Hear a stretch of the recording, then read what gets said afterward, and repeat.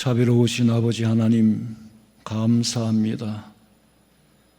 참으로 부족하고 못나고 아무짝에도 쓸모없는 마른 막대기 같고 벌레만도 못한 우리를 하나님의 자녀로 삼아주시고 이 어지럽고 혼탁한 세상에 주님 오실 날을 기다리며 주님 앞에 설 날을 기다리며 영원한 천국의 소망을 두고 확실한 세계관과 확실한 인생관을 가지고 확실한 가치관을 가지고 살게 하신 은혜에 감사합니다. 어떤 세파가 몰려온다 할지라도 이 믿음 흔들리지 않도록 붙잡아 주시옵시고 드리는 이 예배를 온전히 아버지 받아 연락해 주시옵소서. 다시 오실 예수님의 이름으로 기도하옵나이다. 아멘.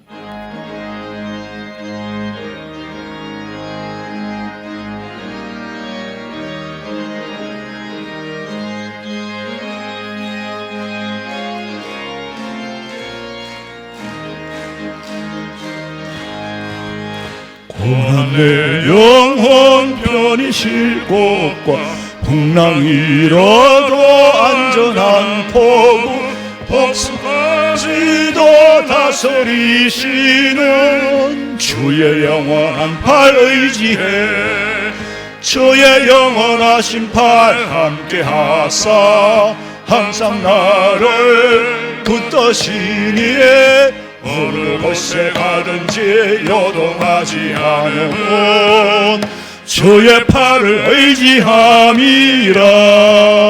세상 친구들 나를 버려도 예수를 함께 동행함으로 주의 은혜가 충만하려니 주의 영원 팔의지에 주의 영원하신 팔 함께 하사 항상 나를 붙드시니 어느 곳에 가든지 요동하지 않으면 주의 팔을 의지함이라. 나의 믿음이 연약해져도 이리 예비한 힘을 주시며 위태할 때도 안보하시는 주의 영원한 팔 의지해 주의 영원하신 팔 함께 하사 항상 나를 붙드시니 어느 곳에 가든지 요동하지 않으면 주의 팔을 의지함이라. 넘지 못한 것 주께 없으니 나의 일생을 주께 맡기면 나의 모든 짐 대신 제시는 주의 영원한 팔 의지해 주의 영원하신 팔 함께 하사 항상 나를 붙드시니 어느 곳에 가든지 요동하지 않으면 주의 팔을 의지함이라.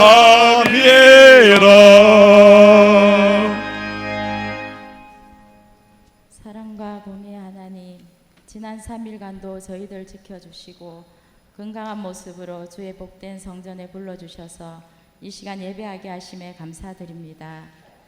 저희들 받은 바 은혜가 많은데 감사하지 못하고 걱정 근심하며 알게 모르게 많은 죄를 짓고 살아왔습니다. 이 시간 주님 앞에 회개하오니 주님의 십자가의 보혈로서 깨끗하고 정하게 씻어 주옵소서. 감사로 제사를 드리는 자가 나를 영화롭게 하나니 저희들 하나님이 기뻐하시는 감사가 넘치기 원합니다. 감사가 모든 문제를 푸는 열쇠임을 알고 모든 시험과 환난 중에도 감사함으로 능히 감당케 하여 주옵시며 우리의 생각과 입술에 파수꾼을 세워 주옵소서. 이 나라와 이 민족을 사랑하신 하나님, 이 세상은 우리의 상상을 초월한 천재지변과 악한 일들이 너무나 많이 일어나고 있습니다. 주님이 지켜주지 않으시면 저희들 1분 1초도 안전하게 살지 못할 무서운 세상에서 안전하게 지켜주셔서 감사합니다. 저희들 마지막 때에 깨어있게 하시며 기름 준비한 슬기로운 5 처녀와 같이 주님 맞을 믿음 준비하게 하옵소서. 늘 기도하며 주님 주신 사명 잘 감당하여 주님께 잘했다 칭찬받는 믿음의 사람 되게 하여 주옵소서. 우리 목사님 영육간에 강건케 하시며 영권을 7배나 더하여 주옵소서. 저희들을 실만한 물가로 인도하시기에 부족함 없게 하옵시며 목회하시는데 걸림돌 없게 하시며 가정을 지켜 주옵소서.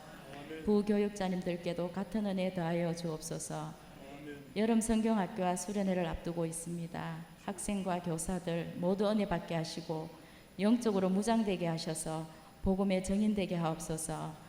이 시간 말씀을 통하여 은혜 받게 하시고 신령과 진정으로 예배하게 하여 주옵소서. 마리아 찬양대의 찬양을 기뻐 받아 주옵소서. 다시 오실 예수님의 이름으로 기도드립니다. 아멘.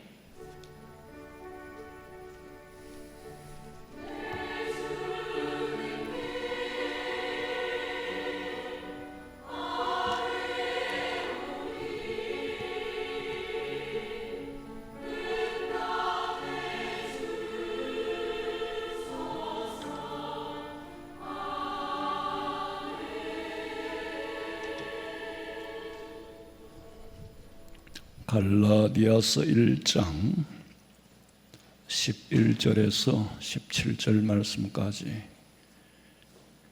교독합니다. 갈라디아서 1장 11절에서 17절입니다.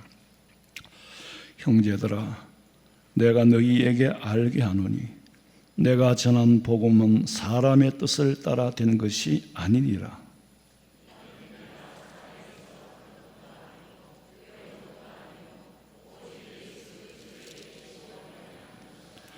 내가 이전에 유대교회에 있을 때에 행한 일을 너희가 들었거니와 하나님의 교회를 심히 박해하여 멸하고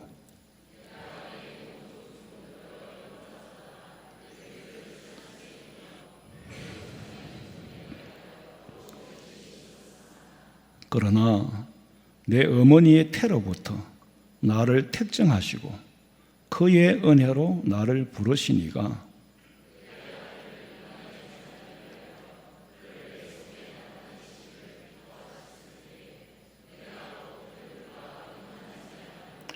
또 나보다 먼저 사도된 자들을 만나려고 예루살렘으로 가지 아니하고 아라비아로 갔다가 다시 다메섹으로 돌아갔노라. 아멘.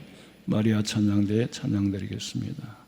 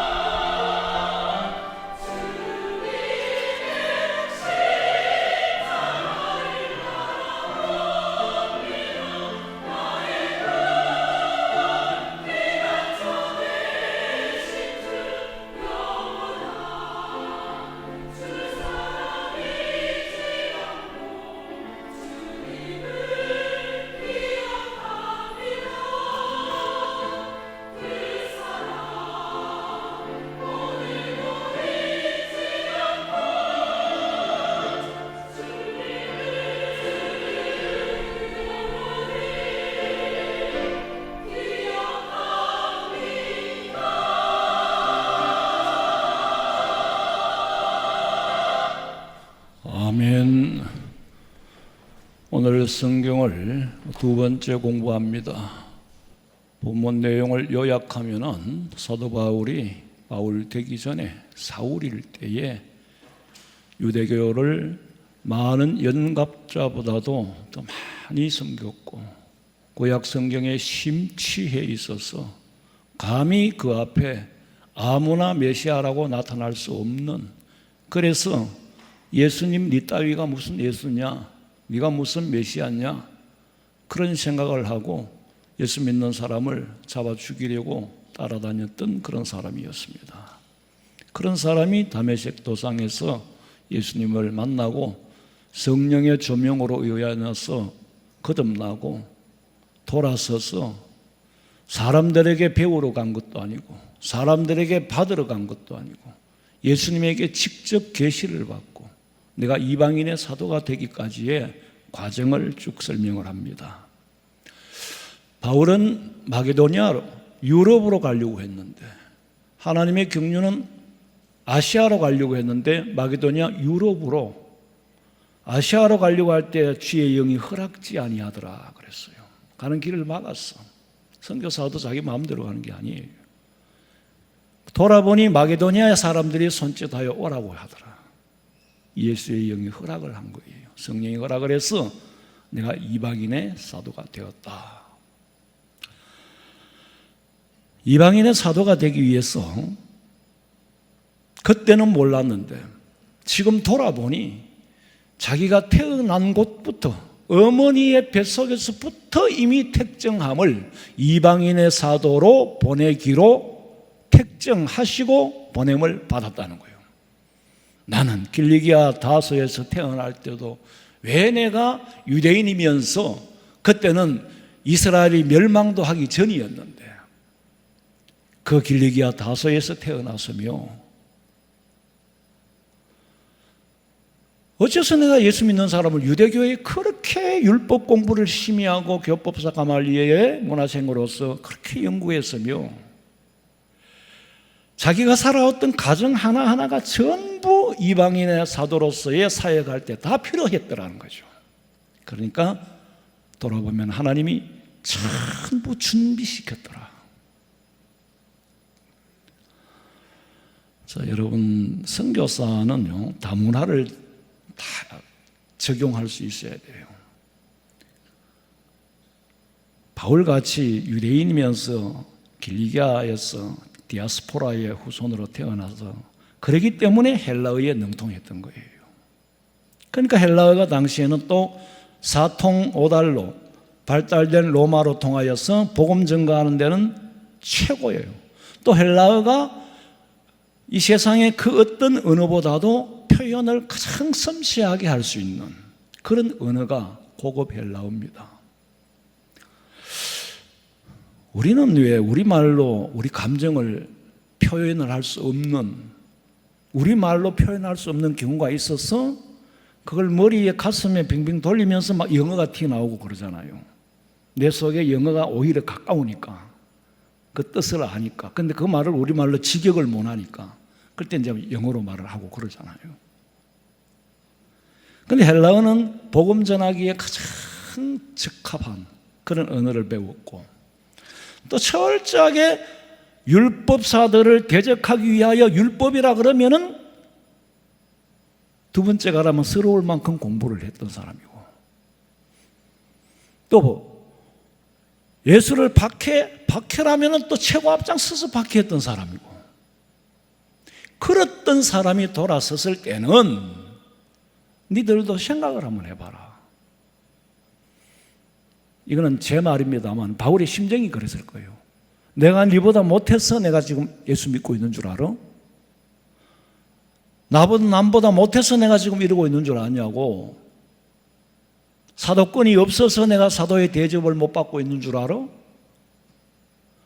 나는 오직 예수 그리스도에 취했다. 그러니까 선교사는 더더구나 세계화된 사람이라 해야 되겠죠. 그 당시에 2000년 전에 세계화된 사람이라 해야 돼. 요새야 다 세계화됐어요. 젊은 사람들이 온 천지 온 세계를 다 여행을 하고 대한민국 사람이 안 가서 사는 나라가 없어요. 옛날에 제가 92년도에 성지순례 갈 때 그때만 해도 저 유럽 쪽에는 한국 사람이 그렇게 많이 살지를 않았어요. 그래서 한국 식당 찾기가 어려울 만큼, 그래서 한국 식당에 가면은 김치하고 된장 먹은 거 하고만 내놔도 손님이 버글버글 끓는 거야. 그때 여행화가 이제 여행이 자유화되기 그때 직전이었어요. 제가 처음 성지순례 갈 때도 그 정보부에 가서 교육받고, 그때는 여행 자유화가 안 됐을 때예요.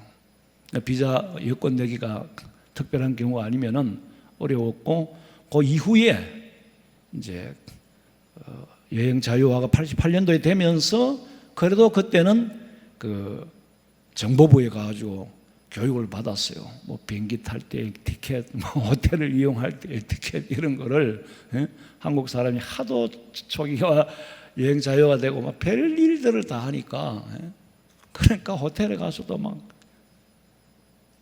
처음 이용하니까 뭐 별일들이 있어, 에피소드를 다. 근데 차관 내가 한국 사람이 안 사는 데가 없어요. 지금 그렇게 세계화됐지만 옛날엔 그렇지 못하단 말이에요. 그래도 그 시절에 사도 바울은 세계화된 다문화를 수용할 수 있는 사람 있을 만큼 눈이 띈 사람이에요. 가슴이 열린 사람이에요. 그러다 보니까 바울을 쓴 거예요. 어느 나라에 가든지 언어나 뭐 말이 음식이나, 근데요 참 우리나라 사람은 모르겠어요. 저는 그래요. 이상하게 한국에서는 밥맛이 없는데 비행기만 타고 떴다 하면 밥 없이는 못 살아. 고추장이나 뭐 이게 있어야 되지. 도저히 외국 음식을 못 먹어서 나는 선교사를 못하는 그런 사람이에요. 이상해. 또 한국만 오면 또 밥맛이 없어. 옛날에는 그래서 이제 식당이 적으니까요. 뭐 한국 사람들이 막 눈이 벌거해가지고 막 한국 식당 먹으려고 그러니까 장사가 잘 되는데 아무도 반찬 투정하는 사람이 없는 거야. 근데 이제는 워낙 세계화돼가지고 한국 식당도 마음에 안 들면 안 가요. 천지만지가 뭐 한국 식당이니까. 그런 세상이 됐어요. 근데 미국 선교사가 우리나라에 처음 들어왔을 때를 여러분 한번 생각해 보세요. 그리고 미국 사람 지금 한국에 와서 양식당 하는 거 봤어요? 프랑스 식당은 있고 뭐 이탈리아 음식점은 있어도 미국 음식점은 한국에 없습니다. 그 사람들은 원래 다 민족이기 때문에 모든 음식을 다 그냥 수용하고 풀이로 먹던 사람이니까 여기 오면 또 여기 음식을 먹어요. 근데 한국 사람은 유달리 있는 고추장, 김치, 된장찌개 막 이걸 막 처음 성지순례 갔을 때 참 에피소드가 많습니다. 뭐 사모님이 깜짝 놀라서 화장실에서 뛰어나오는 거예요. 그때 이미 외국에는 비데가 있었어요. 그래서 뭘 잘못 밟아버리가 물이 쫙 올라가고 벼락까지 뛰어나오고 하여튼 별 에피소드가 다 있어요. 사해바다에 간 전부 다 메리아스 메리아스 입고 바다에 뛰어드니까 수영복을 입고 들어가야지 메리아스를 입고 들어가면 어떻게 합니까? 그런 거 조금 별일들이 다 있었어요. 근데 우리처럼 이렇게 단순한 데는 잘 없는 것 같아요. 이게 우리 민족은 또 굉장히 좀 단일 민족이고 지금은 좀 다문화로 변합니다만은 그래요. 좌우간 선교사는 그 나라의 문화를 빨리 습득하고 빨리 적응할 수 있는 사람이라 해야 돼요. 근데 이제 서양 선교사는 아무리 그렇지만은 이 한국하고는 그때는 너무 터무니없는 문화잖아요. 처음에 한국에 와서 이제 양식을 했을까요? 한식을 했지. 한식을 하는데 어느 시골에 가보니까요. 옛날에 우린 다 그랬어요. 찬물에다 보리밥 말아가지고 풋고추 가지고 된장 찍어 먹는 거예요. 풋고추가 알고 보니 그렇게 영양가가 많잖아요. 그 뭐 비료 안 치운 농약 안 친 그런 거를 그대로 따먹었잖아요. 그런데 서양 선교사가 가보니까 한국 사람은 화장실은 막 지저분하고 집도 지저분한데 음식 문화는 깔끔한가 보다. 밥을 세상에 말아가지고 물에 씻어가 먹는다고. 그러니까 씻어가 먹고는 뭐 된장을 고추장에 찍어 먹고, 근데 고추를 또 고추장에 찍어 먹으니까 이 코리안 버터, 코리안 소스라, 이게 핫소스야. 그런데 자기도 그걸 먹었대. 그러니까 막 고추를 고추장에 또 찍어 먹으니까 막 땀이 뻘뻘 나고, 그 여름에 그래도 눈물을 흘리면서 먹은 거야. 근데 마지막에 보니까 밥 말아 먹고 난 국물을 다 마시더라는 거야. 아니, 밥 씻은 물을 또 마셔. 거기 또 더 충격을 받은 거예요. 별 희한한 일들이 안 있었겠어요? 근데 그거 못 먹으면은, 난 너 한국 음식 안 먹어, 이러면 한국 사람들이 동요를 하겠어요? 사람은 같아지기를 원하지요. 싫으면은, 이질감을 느끼면은, 어느 동네 가면 그 동네 사람처럼 안 살면 그 동네 못 살아요. 아니, 아프리카에 그래 마리아상을 세워놨는데, 그러니까 이제 제막식을 하는데 마리아상을 세우고 그래갖고 촥 벗기니까 하얀 마리아가 툭 튀어나오거든. 그러니까 끔둥이들이, 진짜 우리 저런 마리아 안 믿는다. 그 마리아 믿으면 안 되지만 그런 일이 있다, 이 말이. 그러니까 어쨌거나 같아지기를 원하지, 달라지면은 싫어해요. 외국인도 우리나라에서 안녕하세요 하면은 딱 한마디만 해도, 아이고, 그래, 고맙지. 아까 뭐 자기 나라 말로 하면 누가 좋아하겠어요? 그건 할 수 없이 우리 또 딴 나라에 가면 제일 먼저 가르쳐주는 인사잖아요. 인사. 그거 안 먹으면 선교사 자격 없는 거예요. 그러니까 문화라는 것은 그 풍토에 맞도록 만들어져 있기 때문에 위장도 국제화가 돼 있어야 돼요. 어떤 음식이든지 소화할 수 있어야 되고, 언어도 국제화가 돼야 되고. 근데 베드로는 예수님의 수제자이기는 하지만은 말이 안 통해요. 갈릴리에서 태어나서, 어부로 태어나서 갈릴리에서만 살았기 때문에 헬라 철학을 공부했다든가 헬라어를 공부했다든가 이런 게 없어요. 그러다 보니까 이방인의 사도는 안 되는데, 바울은 이방인의 사도로 자격이 있는 게 공부를 많이 한 사람이란 말이에요. 그러니까 학자들 앞에서 거침없이 복음을 전하니까 아그리빠라는 왕이 하는 말이, 네가 네 많은 지식이 너를 미치게 만들었구나. 공부 많이 하더니 미쳤구나. 공부 많이 하더니 이상한 도를 전하는구나. 너 미친놈 아니야. 남들이 보기엔 그렇게 보이는 거예요. 바울을 하나님이 부르기 전에 이미 하나님께서 준비를 많이 시켰다는 거죠. 그런데 바울은 자기가 태어난 것부터 시작해서 이게 하나님이 사도로 쓰시기 위해서 준비시키는 건 아무것도 몰랐지. 여러분, 이 말씀 속에 우리가 새겨야 될 거는요, 지금 여러분이 뭐 어디에서 태어났든지 뭐 어떤 과정을 지금 통하여 살아가는지, 우리는 지금 살면서 내가 왜 사는지 의미를 모르고 삽니다. 먼 훗날 분명한 것은 우리의 미래를 준비시키는 과정에 있는 줄로 믿으시기 바랍니다. 미래를 준비시키는, 그 미래는 주님 앞에 서는 날, 예수님은 반드시 이 땅에 오실 거고, 반드시 우리는 죽으면 예수님 앞에 설 거고, 이거 하나는 분명해요. 어떤 상황에 처할지라도 분명한 것은 하나님의 뜻을 이루시는 데 사용하시기 위해서인 줄로 믿고 원망하거나 불평하지 마시기 바랍니다. 감사하면서 하루하루 살며 최선을 다해서, 오늘도 하루 내가 또 하루 종일 멍 때리고 앉아 있었는지 후회하지 않도록 사는 게, 매일매일 열심히만 살면은 그게 성공한 삶이에요. 그게 성공한 삶이라. 돈을 많이 벌어가 성공한 게 아니고, 뭐 세상적으로 출세해가 성공하는 게 아니고, 하나님 앞에 서는 날. 나는 오늘 저는 그래요. 성경도 연구하지만은 세상 정세를, 정치, 지금 요새 전쟁이 난리잖아요. 계속 우크라이나 전쟁이 저게 보여주는 의미가 뭘까?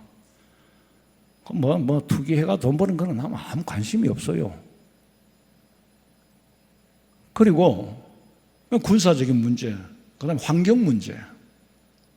이 지구 환경 속에 지금 하나님의 섭리가 분명히 종말을 향하여서 성경에서 예언한 대로 하나씩 징조를 보여주고 있는데, 예수님이 이 땅에 오신 이후 그날로부터 징조를 보여주고 있습니다.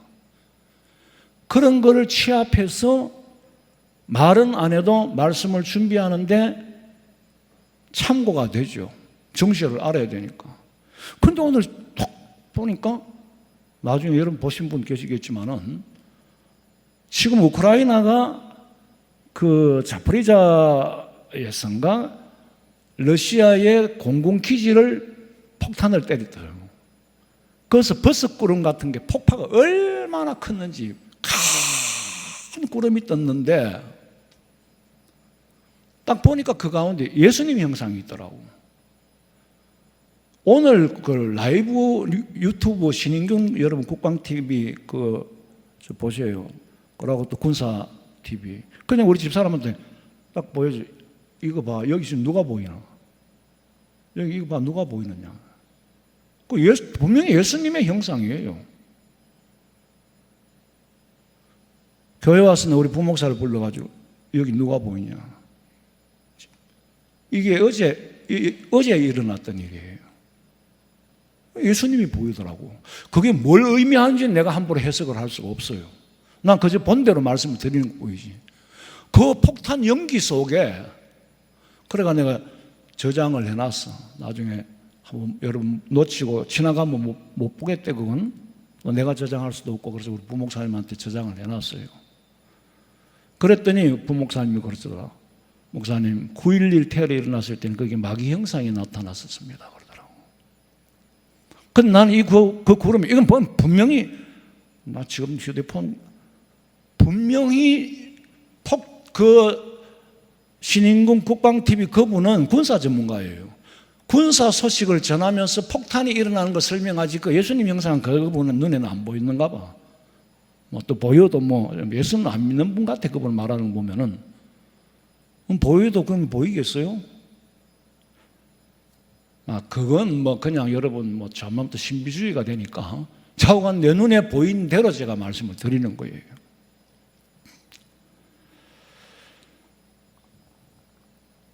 우리가 지금 살아가는 이 과정이요. 그냥 한순간 한순간이 그냥 우연이 아니에요. 전부 필연적이지. 필요해서 일어나는 일이고 필요해서 나를 세웠고 필요해서 여러분을 우리 교회 성도 되게 하신 거예요. 하나님의 자녀로 삼고 우리 교회의 성도 되게 하신 거라고. 다 경륜이 있고 뜻이 있어요. 하나님 앞에 하루하루 최선을 다해서 할 때에 반드시 하나님이 쓰실 날이 있을 거고 하나님은 부르시기만 하는 게 아니라 부르신 다음에 훈련을 시키고 인생 공부를 시켜요. 도대체 내가 이게 뭐 때문에 이 공부를 해야 되는지 나도 몰라. 모르고 했었어. 내가 왜 이 책을 봐야 되는지.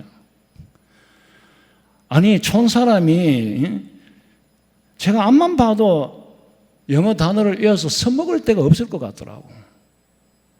농사 짓고 산에 나무하러 가고 꼴배로 다니는데 무슨 놈의 영어가 왜 필요하겠나.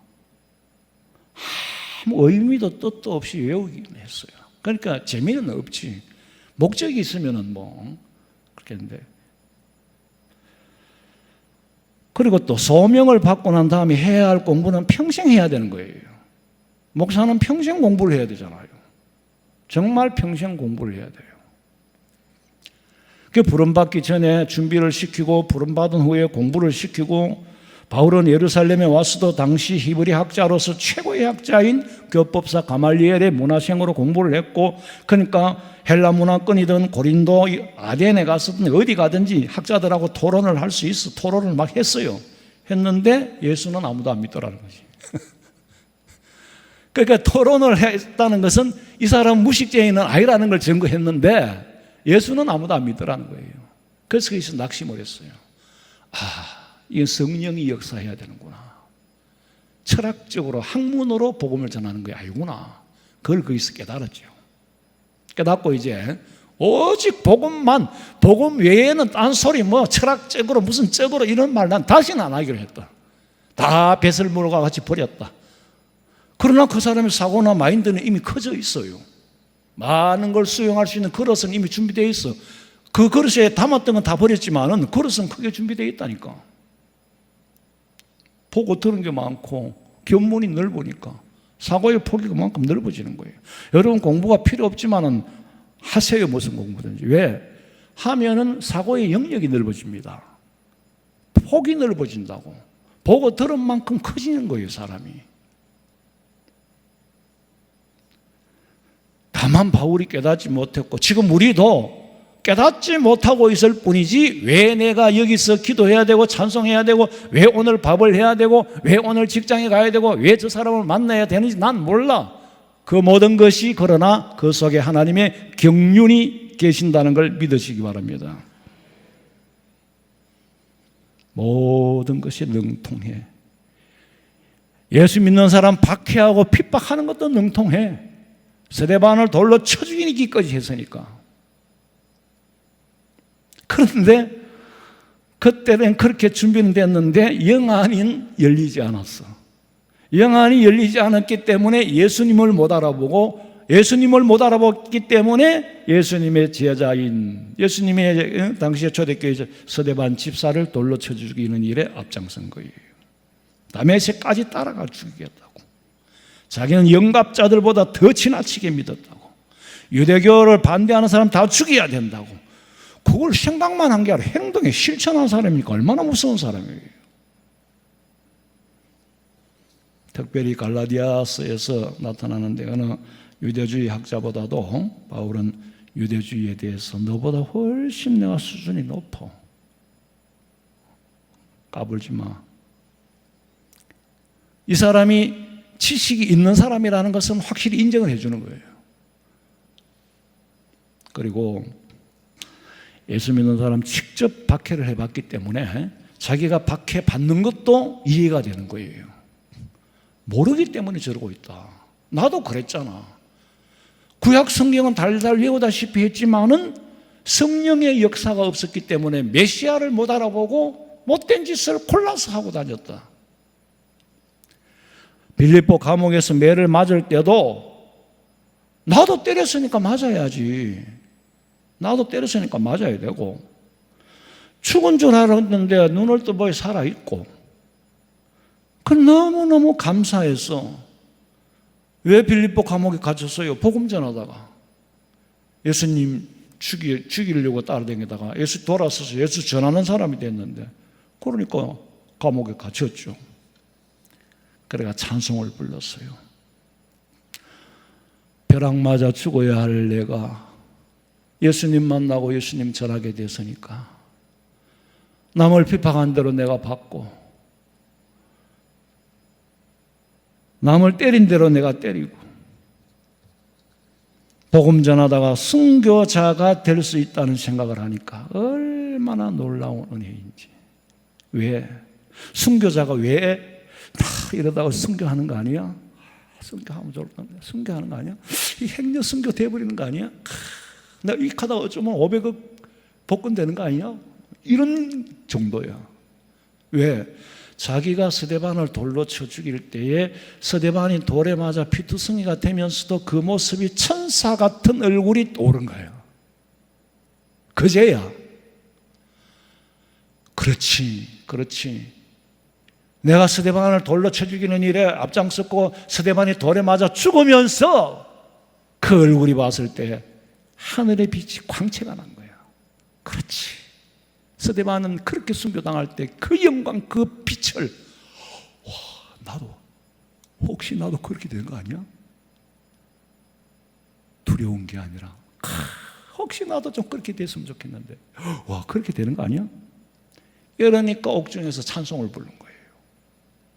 소리를 내서 불렀기에 간수가 들었지. 아마 지금 찬송가로는 어떤 찬송가가 곡조가 없었겠지만은 그 당시에 자기가 좋아하는 곡이 있었을 거고 그 곡에다가 자기 신앙 고백을 했을 거고 아마 지금 나 같으면은 나 같은 죄인 살리신 주 은혜 놀라와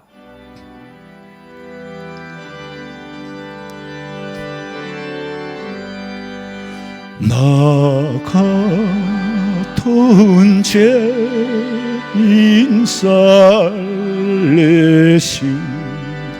주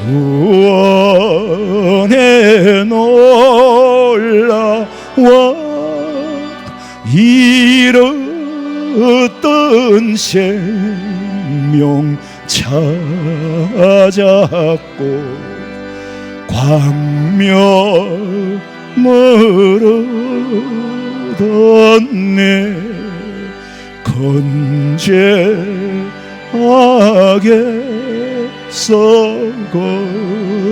건지신 주원의 고마워 나 처음 믿던 그 시간 귀하고 귀하다 이제껏 내가 산 것도 주님의 은혜라 도나를 장차 본향에 인도해 주시리 거기서 우리 영원히 주님의 은혜로 해처럼 밝게 살면서 주 찬양하리라.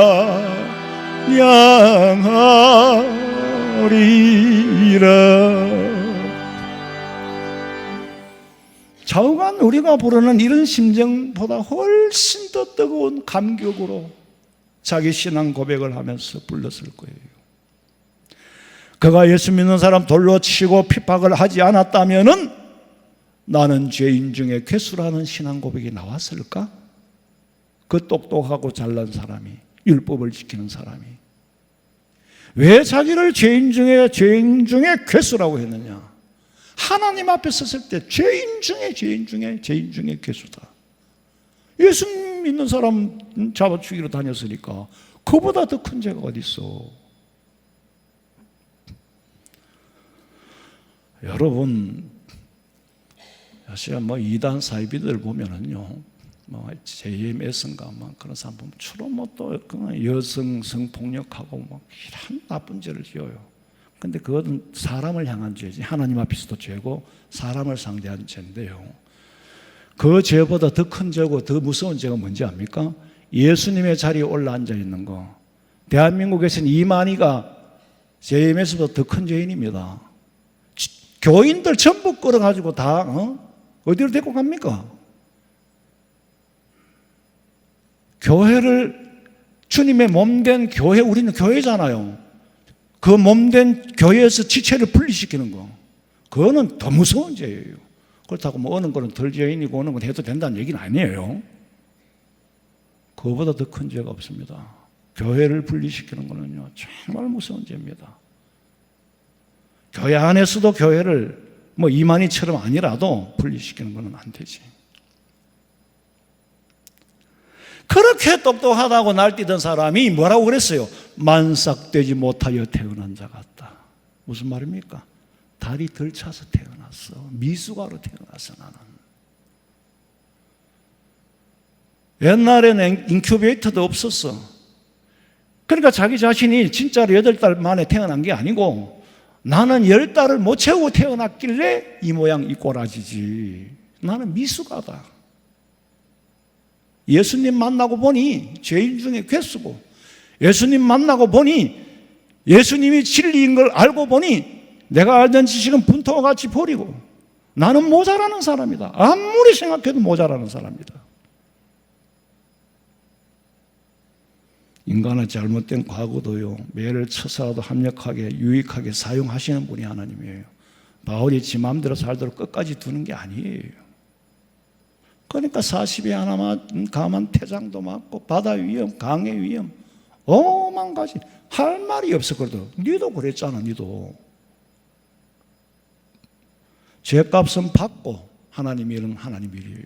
그럼 그런 죄를 안 짓고 하나님의 일을 하면 더 좋겠는데 자왕 그때는 또 그런 사람이 필요했겠죠. 핍박을 받았기 때문에 했기 때문에 받는 거고 받으면서도 당연히 받을 거라고 이해를 하는 거예요. 여러분 김익두 목사님 얘기를 많이 들어봤을 거예요. 요새 말로 하면 깡패잖아요. 깡패. 장날만 되면은 자유가 안 나. 장이 오는 사람은 못 살게 구는 거야. 김익두한테 걸렸다 하면 완전히 이게 뭐 파장이야. 그러니까 사람들이 그 장을 중심으로 주변에 동네 시골 사람들이 장에 가는 날은 자기 동네 입구에 서 있는 그 성황당에 빌고 온다 하잖아요. 오늘 장에 가서 김익두를 안 만나게 해주세요. 그러고 돌 위에 돌을 하나씩 쌓고 이렇게 오는 거예요. 그래도 김익두 만나봤다 하면 이건 이제 작살 나버리는 거예요. 어떤 무명을 집에서 짜가지고 무명을 이제 한 필 만들어가지고 시장에 갖고 와 팔라고 내놨는데 이거 진짜 무명 맞아? 그러니까 맞지요. 맞지요. 진짜 든든해? 든든하지요. 그래? 하고 샥 잡아치질 뻔한 거예요. 봐, 이게 든든하단 말이에요. 세상에 무명 한 필 돈이 얼마인데 그 무명을 다 잡아치질 뻔한 거예요. 그렇게 못된 짓을 한 거예요. 이런 사람은 누가 말립니까? 누가 인간 만들겠어요? 그 버릇을 누가 고치고 그 값을 누가 대신 갚겠습니까? 그런데 사람은 할 수 없지만 하나님은 하실 수 있느니라. 로마서에 보면 미국 선교사가 전도지를 들고 신천시장에 갔어.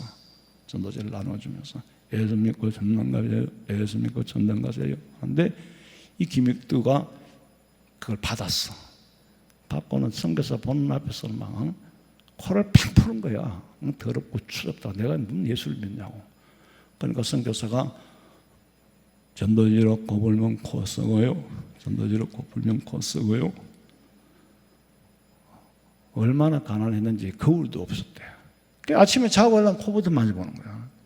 그게 계속 찝찝한 거예요. 도저히 찝찝해서 안 돼서 교회를 간 거야. 그거는 우리 한국 역사에 있는 역사니까 만져보고 또 만져보고 그러다가 불안해서 코가 썩을 것 같아 미칠 것 같아서 예수를 믿었대. 그래서 은혜 받고 목사가 됐어요.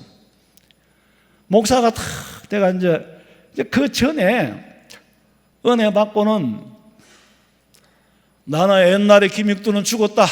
신천시장에 다니면 옛날에 김익두는 죽었다.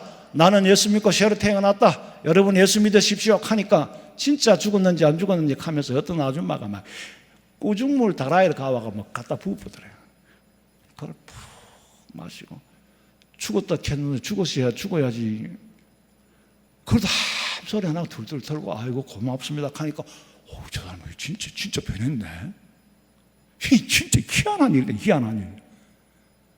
아니 술 먹었던 사람이 술 깨서 그런 것도 모르겠는데 이거는 그것도 아니야. 진짜 그 당시에 사람이 봤을 때는 이거는 막 희한해도 보통 희한한 게 아니야. 그러니까 이제 은혜를 받았으니까 이제 하나님이 그 김익두 목사를 써야 될 거 아니에요. 그러니까 이제 옛날에 이제 부흥회를 이제 시골 교회에서 이제 부흥회를 가는데 뭐 차도 없으니까 제를 넘고 산을 넘고 강을 건너 가는데 여름에 한더위에 산 꼭대기에 이제 제를 넘으려고 제 꼭대기에 올라가가지고 이제 바람 좀 쐬려고 이렇게 이제 우통을 벗고 이래 있으니까 어떤 술 취한 놈이 하나 맞은편에서 올라오더니 이 새끼 네가 왜 내보다 먼저 올라왔나 이래가 막 펀치를 막 날리는 거야. 막 자자오자로. 그걸 김익두가 실컷 맞았어. 맞았는데 때린 놈이 지친 거야. 하고 이제 때리던 놈이 지쳤으니까 김익두가 목사님 손을 꽉 잡은 거야. 손을 꽉 잡아버리니까 막 꼼짝을 못하는 거야. 그 김익두 목사님의 손을 만져보신 분이 어릴 때에 소망교회 곽선희 목사님이 자기가 직접 자기는 그때는 어렸지 만져봤다 그러더라고. 그때는 그런 목사님이 만나기도 쉽지 않으니까. 곽선희 목사님 북한 사람이잖아요. 그래가지고 꽉 잡고는 내가 누군 줄 아냐? 몰라요. 혹시 김익두라고 들어봤어? 에? 내가 김익두다. 아이고, 팰 때는 무슨 헌지 꿀뚝 부수듯이 들고 패디만은 내가 김익두다 하니까 막 얼굴이 새파랗게 질리는 거예요. 예수는 내가 믿었는데 복은 자네가 받았다. 내가 예수 안 믿었으면 너 오늘 가만뒀겠어? 그러니까 막 아이고 잘못했습니다. 잘못했습니다. 왜 하면 살겠습니까? 왜 하면 살겠습니까? 내가 한번 봐주는데 이 자리에서 오늘 제삿날을 만들어 줄까? 아니면 내 시킨 대로 할래? 네 김익도 알지? 이 자리에서 제삿날을 만들어줘? 죄 없는 나를 들고 패으니까 내 시킨 대로 하겠습니다. 따라와. 세상에 부원 강사로 가다가 개망난이한테 얻어맞고 부원 강사로 간 거야. 갔어. 그랬다 새로 더 힘을 얻었지. 전도 하나 해가 데리고 가니까 그래 목사님이 막 설교를 하고 집회를 했는데 그 사람이 은혜를 받았어. 그 사람이 은혜 받고 그 사람은 장로가 됐어. 김익도 목사는 맞을 때는 신앙으로 소화를 시킬 수 있었어요. 왜? 자기도 때렸으니까. 근데 미국 선교사는 김익도인 줄 몰랐기 때문에 거역했지. 김익도인 줄 알았으면 그것도 김익도도 아무리 그렇지만 서양 사람이니까 그렇게 들고 패지는 못했겠지.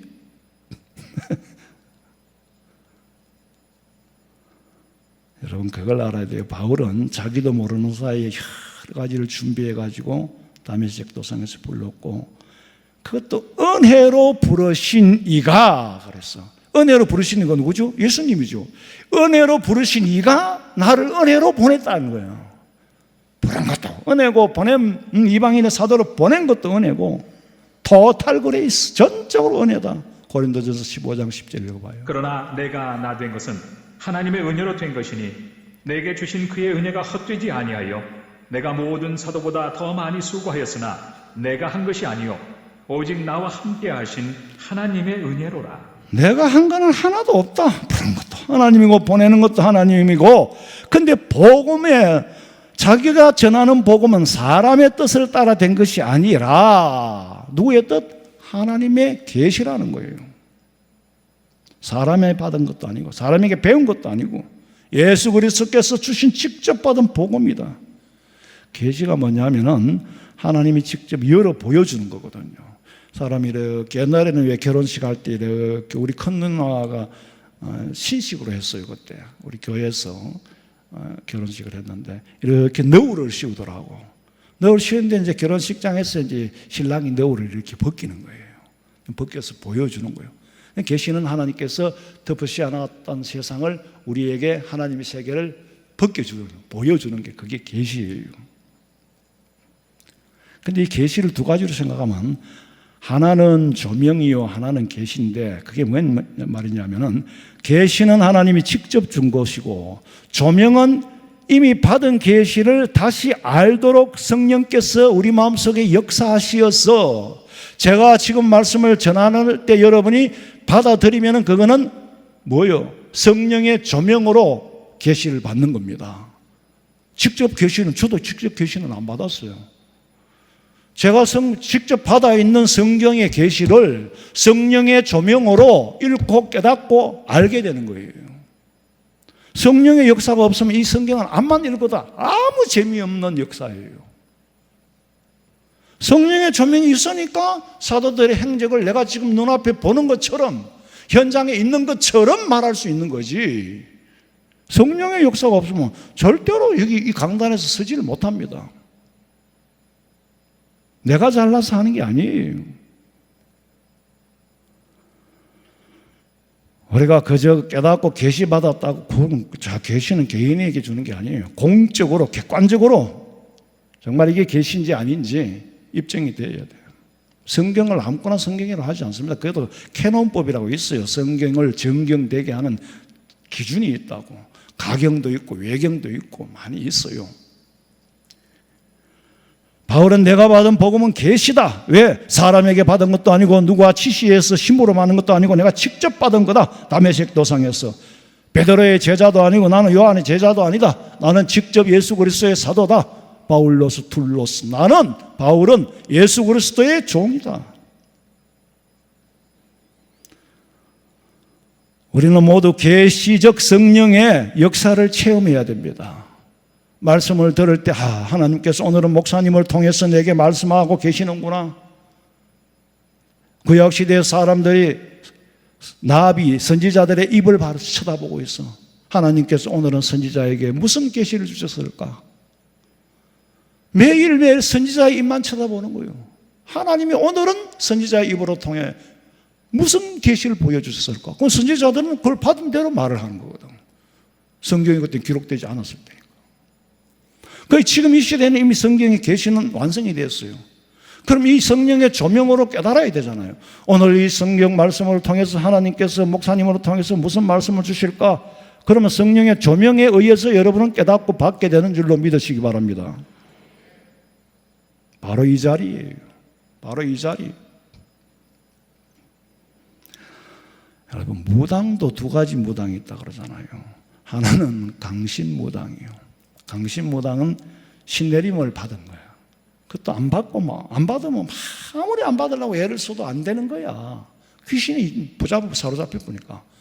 누가 그 귀신 점쟁이 되고 싶은 사람 누가 있겠어요? 신내림을 안 받으려고 애를 쓰다가도 결국에는 받으러 가는 거야. 가면 이제 그거는 좀 코치를 해주는 사람이 있는데, 그것도 이제 막 성령 충만하다고 아무 때나 하면 안 되듯이, 이 신도 강신이 내렸는데 이것도 아무 때나 하면 안 되니까, 이제 그것도 이제 목사를 만들겠지. 목사를 만들겠지.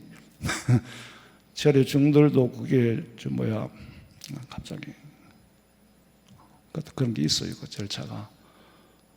마찬가지로, 이 강신무당은 그래도 신내림을 받았는데 습덕무당이 또 있어요. 습덕무당은 배워서 하는 거예요. 그러니까 어설픈 점쟁이라 이거. 습덕무당이니까 사람이 심리를 이용해가지고 대충 뒷조사하고 대부분이 내가 앉아서 손목을 딱 잡고 아유 스트레스가 많네 하면 아유 목사님 어떻게 이래 잘할까? 권사님 붙잡고 아유 권사님 속에 화가 많네 하면 대박은 그거 막 목사님 참 신기하다 막. 임 권사님 손잡고 아이고 마음에 걱정이 있네. 어느 권사님 보면 아이고 얼굴이 검으네. 운기가 겁네. 이러면 막 좀 어둡다. 얼굴이 좀 어둡네. 이렇게 하면 막 복비 막 주는 거예요 그냥. 가사장삼 하나만 딱 있고 딴 거 필요 없어. 식당에 가서 아유 우리 예수 믿는데 안 합니다. 또 옆집에 양복점에 가나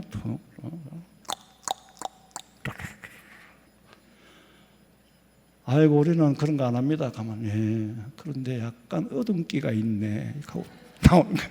그럼 다시 부른대. 다시 불러가지고 어둠기를 하니까 그 찝찝할 거 아니야. 그럼 뭐가 오는 거니까 알고 싶으면 내 시킨대로 하라는 거지. 하여튼 나만 그냥 갈 테니까 그래 나 알고 있으라고 약간 어둠기가 있다. 아이고 붙들고 막 어둠기를 없애달라고. 그거는 섭덕무당이야.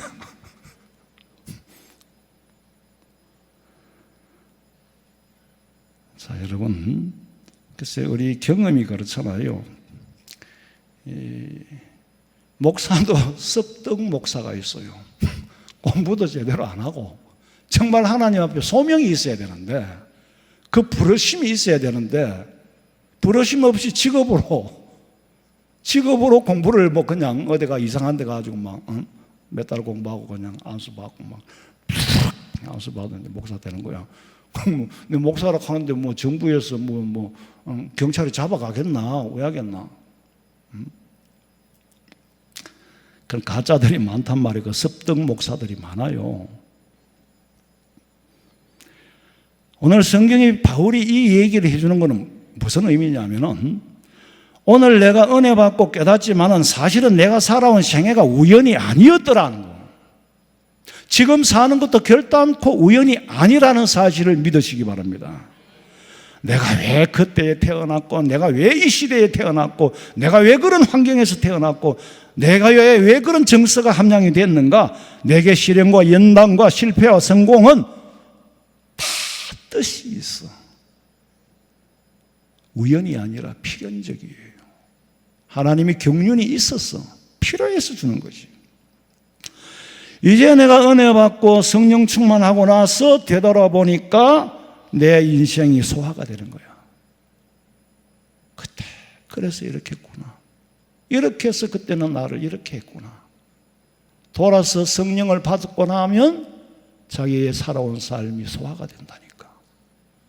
내가 왜 그때 그렇게 굶주려야 했고, 왜 그때 그렇게 갈 데가 없었어야 하고. 그렇지 않으면 기도 안 하니까. 잊어버린 게 너무 많아요. 왜? 큰 은혜 안에서 하니까. 그런데 그 이전 걸 기억하면 너무 감사해요. 만약에 그런 일이 없었다면 나는 예수도 안 믿었을 거고, 믿다가 말았을 거고, 믿다가 괴상방치간 교회에서 아주 목사님한테 제일 꼴통 그런 집사나 되살라는 거 몰라. 우리 성도들은 전부 내 앞에 주어진 문제를 성령 안에서 바라보시고, 내가 주 안에서 내 밖을 보라고, 밖에서 나를 보는 게 아니고 성령 충만한 성령 안에서, 은혜 안에서 내 모습을 보라고. 그러면은 식모사를 해도 은혜고, 설거지를 해도 은혜고, 무슨 일을 해도 은혜예요. 그게 진짜 성령 안에 들은 사람이요. 그렇게 되기를 원하고 있는 거예요.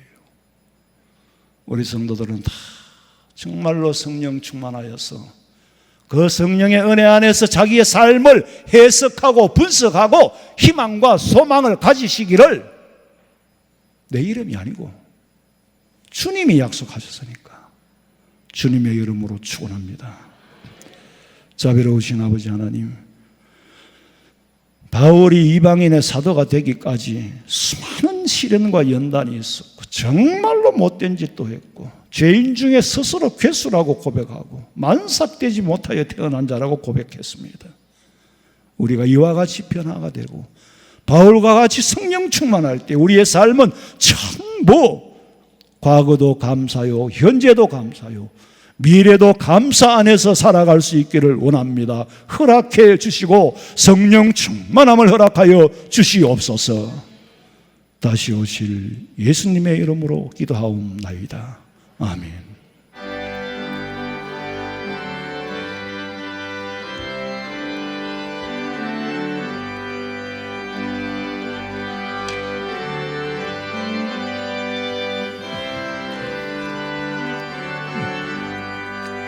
어느 곳에 있던지 널 마음이 편하다. 주 예수 주신 평안함 널 충만하도다. 나의 마음속이 널 평안해. 나의 마음속이 널 평안해. 악한 죄 파도가 많으나 마음이 널 평안해. 내 맘에 솟는 영생수 한없이 흐르니 목마름 다시 없으면 널 평안하도다. 나의 마음속이 널 평안해. 나의 마음속이 널 평안해. 악한 죄 파도가 많으나 마음이 널 평안해. 참되신 주의 사랑을 형언치 못하네. 그 사랑 내 맘 여시고 소망을 주셨네.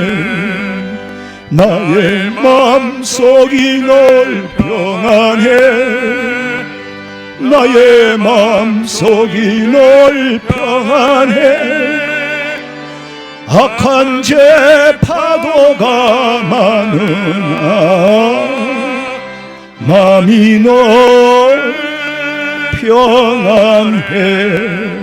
주 예수 온갖 고난을 왜 문소당했나. 주 함께 고난 받으면 멸류관 없겠네. 나의 마음속이 늘 평안해. 나의 마음속이 늘 평안해. 악한 죄 파도가 많으나 마음이 늘 평안해. 11조 같은 이름으로 3개를 드렸네요. 아마 3번 내내 한 번씩 이렇게 월급 탈 때 모았던 것 같아요. 기도드리겠습니다. 하나님의 것을 또박또박 주의 것인 줄로 알고 구분하고 모아서 아버지 앞에 드립니다. 하나님, 누가 권해서가 아니요, 누가 강요해서가 아니요, 아버지의 것을 기쁨으로 드리는 이 예물이야말로 참 순수한, 정말 아버지 받으시기에 합당하고 기뻐하실 예물이오니 더 많은 예물을 드릴 수 있도록 물질을 드리기보다 하나님이 받는 복이 더 크게 하여 주시옵소서. 다시 오실 예수님의 이름으로 기도하옵나이다. 아멘. 지금은 우리 주 예수 그리스도의 은혜와 하나님 우리 아버지의 그 만극하신 사랑과 성령의 위로하심과 교통하심이 확실하게 택정함을 입은 확신을 가지고 돌아가는 사랑하는 성도들의 머리 위에, 가정과 직장과 사업장과 자녀들의 앞길 위에 지금으로부터 영원토록 함께 있을지어다. 아멘. 믿습니다. 주.